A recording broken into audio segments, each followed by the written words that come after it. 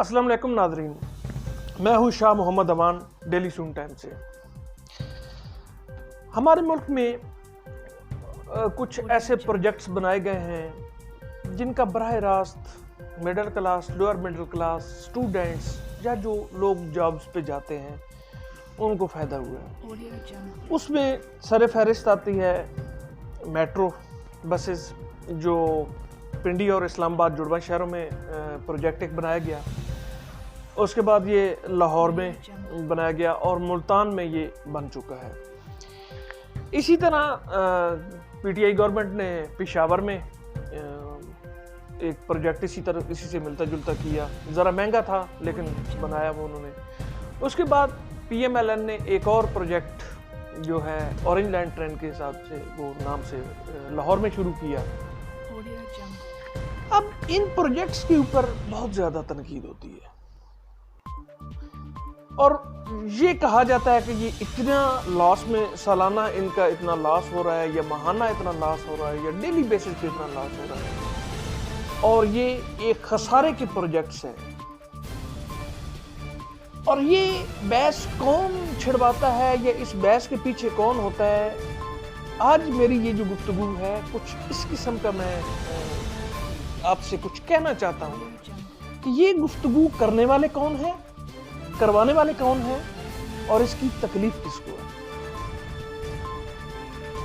آج تک جتنی بھی سیاسی جماعتیں ہوں یا ملٹری گورنمنٹس ہوں، انہوں نے جو کچھ بھی کیا ہے پاکستان کے خزانے سے کیا ہے یا باہر سے قرض لے کر کیا ہے یا کچھ چیزیں گروی رکھ کے کیا ہے۔ مقصد یہ تھا کہ ملک چلایا جائے۔ بے شک اس کے پیچھے سیاسی شہرت حاصل کرنا بھی ہو سکتا ہے کہ اسے نون لیگ کو یا پیپلز پارٹی کو یا کسی بھی پارٹی کو کوئی فائدہ ہو رہا ہے، تو یہ سیاست کا ایک اصول ہے۔ لوگ پروجیکٹ سے فائدے اٹھاتے ہیں اور اپنی تختیاں لگاتے ہیں۔ یہ عام عوام کے پروجیکٹس ہیں جو خسارے میں ہیں، اس کے خسارے پہ مجھے کوئی مسئلہ نہیں ہے، لیکن وہ خسارہ کس کے لیے ہو رہا ہے، کون لوگ اس خسارے کو استعمال کر رہے ہیں؟ آپ، میں، ہم سب جو ہم middle class, lower middle class students, ہمارے بچے جاتے ہیں، ہماری بچیاں جاتی ہیں۔ کیا آپ کو پتا ہے کہ ان جڑواں شہروں میں جب شام کے وقت بچیاں جاب سے یا واپس آتی تھی، چلو سکولز اور کالجز کی تو پھر بھی بسز چلتی ہیں، یہاں پہ یونیورسٹی کی بسز موجود ہیں، بہت کم اسٹوڈنٹس ہوں گے جو پبلک ٹرانسپورٹ پہ آتے ہوں گے، لیکن اس میں بہت ساری ایسی خواتین، میں نے شام کو، میں خود اس چیز کا شاہد ہوں، گواہ ہوں، شام کو جو پبلک ٹرانسپورٹ یہاں کی چلتی ہیں، ہائی ایس ایس وغیرہ، ٹوٹلی تو 2 سیٹیں فرنٹ پہ انہوں نے رکھی ہوتی تھی، وہ بھی چہرے دیکھ کے بٹھاتے ہوتے تھے، اور پھر ان کو جب پتہ چلتا تھا کہ پشاور موڑ سے اس نے چاندنی چوک جانا ہے یا صدر جانا ہے یا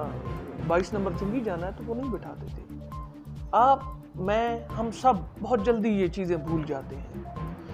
اب ہمیں کسی نے چابی دی ہے اور ہم اس چابی پہ بغیر سوچے سمجھے بولنا شروع ہو گئے ہیں، صرف بغض نواز شریف، بغض عمران خان، بغض زرداری، کوئی بھی ہو۔ بھائی پروجیکٹس بنے ہیں، بہت سارے پروجیکٹس ہیں۔ یہ جو بجلی ہم استعمال کر رہے ہیں، اس میں جو آئل والی اور دوسری تیسری وہ جو بجلی بنانے والے پروجیکٹس کو بے نظیر دور میں ٹھیکہ دیا گیا، وہ بھی آپ اس پہ تنقید کر سکتے ہیں۔ اسی طرح اگر یہ اتنا ہی برا پروجیکٹ تھا تو پشاور میں شروع کرنے کی کیا ضرورت تھی؟ اب آتے ہیں کہ جو لوگ اس کے پس پردہ ان چیزوں کو کیش کرتے ہیں۔ اب پورے ملک میں ایک بات تو طے ہے کہ نون لیگ کی جو کردار کشی ہے یا جو کچھ بھی ہے، نواز شریف باہر جا کے بیٹھ گیا ہے، شہباز شریف نہیں آ رہا، جو بھی ہوا ہے، اس سارے معاملے سے سیاسی فائدہ تو اٹھا لیا گیا کہ نون لیگ کو وقتی طور پہ پس پردہ ڈال دیا گیا۔ لیکن کیا جو ہمارے سینیٹر صاحبان ہیں، جو ہمارے ایم این اے صاحبان ہیں، جو ایم پی اے صاحبان ہیں، جو مشیران ہیں، وزیران ہیں، ان کی تعداد پورے ملک میں پتہ ہے؟ اور اگر ان سب کی جو سہولیات ہیں، ان کو ہاسٹلز ملے ہوئے ہیں، اسلام آباد میں، لاہور میں، کراچی، کوئٹہ، پشاور میں جو ہاسٹلز ملے ہوئے ہیں، جو ان کو پی آئی اے کے بائی ایئر ٹکٹس فری دیے جاتے ہیں، ان کو جو فیول دیا جاتا ہے، ان کو جو ایک اسمبلی کے سیشن میں اور یہاں پہ ابھی تازہ بات ہے کہ آپ کے جو بجٹ کی جو ایک خواب، جو ہمارے خواب ہوتے ہیں بجٹ کی، بیسیکلی کہ 10% بڑھ گئی، 15% بڑھ گئی، یہ سستا ہو جائے گا، وہ مہنگا ہو جائے گا، اس کی جس طریقے سے دھجیاں اڑائی گئی، جو اسمبلی میں جو کچھ ہوتا رہا ہے، جو مچھلی منڈی بنی گئی ہے، اس کے لیے بھی ان کو پیسے ملتے ہیں، اور یہ جو ڈائس کے آگے سے شور مچاتے ہیں اور اس کے بعد بڑی آسانی سے سپیکر صاحب کینسل کر کے چلے جاتے ہیں کہ جی یہ برخاست کرتا ہوں میں کل 5 بجے تک یا منڈے کی صبح تک، تو آپ کو پتہ ہے کہ اس میں ان کا ٹی ڈی کتنا ملتا ہے، اس میں ایک عوام کا نقصان کتنا ہوتا ہے، اس پہ تو کبھی بحث نہیں ہم نے۔ اس کی وجہ یہ ہے کہ ہم ایک غلام ذہنیت والے ملک میں رہتے ہیں، اور یہ وہ غلام ذہنیت والا ملک ہے جس پہ انگریزوں نے رول کیا ہے، اور انگریزوں نے اس وقت رول کیا ہے جب ان کی ٹوٹل تعداد جو ایک عام متحد انداز کے مطابق پورے بر صغیر میں 2500 رہی ہے، 2500 لوگوں نے پورے بر صغیر پہ حکومت کی ہے، اور ان کی باقیات آج ہمارے اوپر ہیں، اور انہی لوگوں نے آج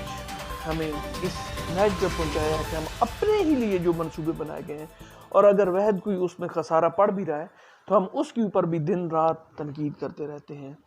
یہ سوچنے کی چیزیں ہیں۔ اللہ پاک ہمیں ہدایت دے۔